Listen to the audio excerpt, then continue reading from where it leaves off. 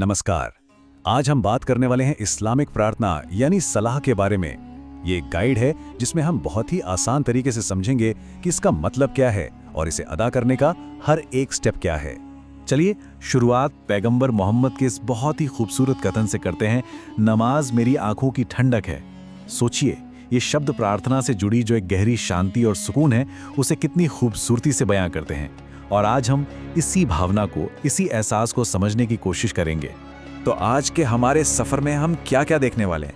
सबसे पहले समर्पण का केंद्र क्या है, फिर नमाज के मुख्य अंग कौन कौन से हैं, इसके बाद एक पूरा स्टेप बाय स्टेप गाइड देखेंगे, फिर जानेंगे कि कौन सी पवित्र दुआएं पढ़ी जाती हैं और आखिर में सही नियत कैसे की जाती है। मतलब हम प्रार्थना के क्यों से लेकर इसके कैसे तक हर पहलू को कवर करेंगे। तो चलिए शुरू करते हैं हमारे पहले हिस्से से, समर्पण का केंद्र। यहाँ हम ये समझेंगे कि सलाह की असल भूमिका क्या है, इसका महत्व क्या है, ये क्यों इस्लाम का एक इतना जरूरी एक केंद्रीय स्तंभ है। तो सबसे पहला सवाल, सलाह या नमाज आखिर है क्या? देखिए, सलाह एक अरबी शब्द है और इसका मतलब है ईश्वर के साथ एक डायरेक्ट, एक पर्सनल बातचीत। ये एक ऐसा पल है जो दिन में 5 बार आता है और ये हमारी रोज की जिंदगी में एक अनुशासन भी लाता है और ईश्वर से एक गहरा कनेक्शन भी बनाए रखता है। और एक बात यहाँ समझना बहुत जरूरी है, सलाह सिर्फ एक रस्म नहीं है, ये इस्लाम के जो 5 स्तंभ हैं उनमें से एक है। मतलब ये ईमान की बुनियाद का हिस्सा है और इसीलिए हर मुस्लिम मर्द और औरत के लिए इसे अदा करना एक बुनियादी फर्ज माना गया है। अच्छा, तो अब सवाल आता है कि नमाज का स्ट्रक्चर कैसा होता है, मतलब ये बनती कैसे है। इसे समझने के लिए हमें सबसे पहले रकात को समझना होगा। आप कह सकते हैं कि रकात किसी भी नमाज की सबसे बेसिक यूनिट या बिल्डिंग ब्लॉक है। तो ये रकात क्या है? आसान भाषा में कहें तो रकात नमाज का एक पूरा साइकिल है। इसमें कुछ तय पोस्चर्स का एक सीक्वेंस होता है, जैसे पहले खड़े होना, फिर झुकना और फिर सजदा करना। हर नमाज में इन्हीं रकातों की एक फिक्स्ड संख्या होती है और उन्हीं से मिलकर वो पूरी होती है। अगर हम एक रकात के कोर को देखें तो इसमें 3 मेन फिजिकल एक्शन होते हैं। पहला है कयाम यानी खड़े होकर पढ़ना, दूसरा है रुकू यानी झुकना और तीसरा है सुजूद, जिसमें हम पूरी विनम्रता के साथ 2 बार सजदा करते हैं। चलिए अब आते हैं सबसे प्रैक्टिकल हिस्से पर। अब हम स्टेप बाय स्टेप देखेंगे कि पहली रकात कैसे की जाती है। एक एक कदम को आराम से समझेंगे ताकि पूरी प्रक्रिया बिल्कुल क्लियर हो जाए। तो स्टेप 1, हर चीज की शुरुआत होती है नियत से।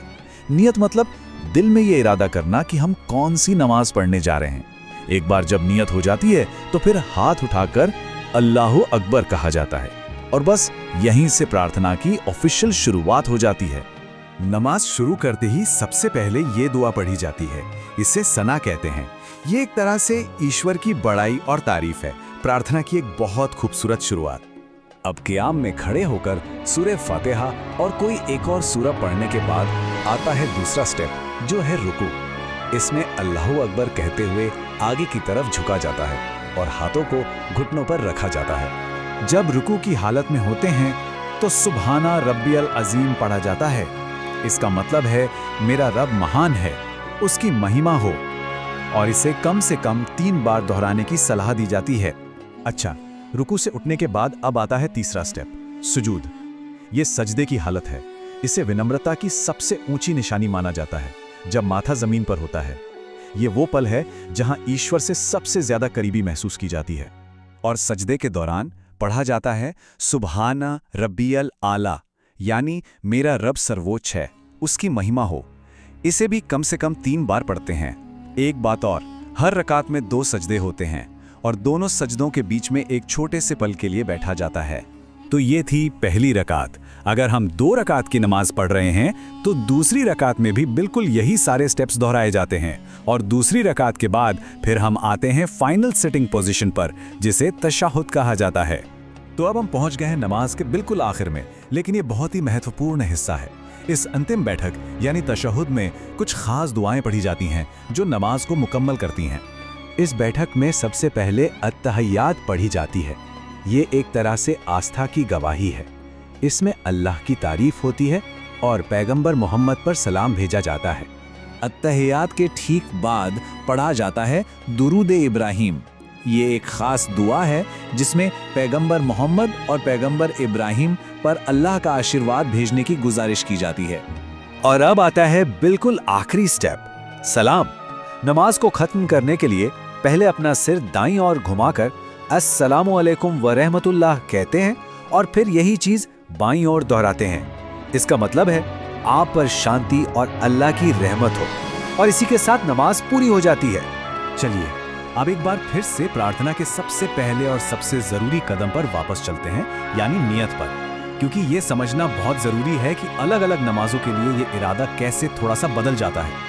इसको समझने के लिए ये एक बहुत ही अच्छा उदाहरण है। मान लीजिए फजर की नमाज, इसमें सुन्नत और फर्ज दोनों ही 2-2 रकात की होती हैं। तो फर्क कहाँ आता है?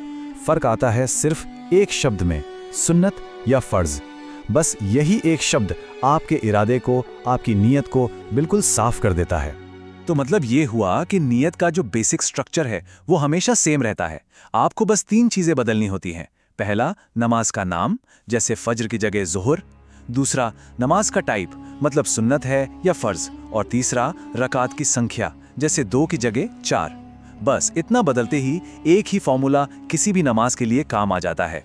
तो हमने सारे स्टेप्स तो देख लिए, लेकिन इन शारीरिक क्रियाओं से भी आगे जाकर एक सवाल सोचने वाला है कि दिन भर में अपनी भाग दौड़ से 5 बार रुककर समर्पण के इन पलों को जीने से आखिर किस तरह की आंतरिक शांति और सुकून मिल सकता है।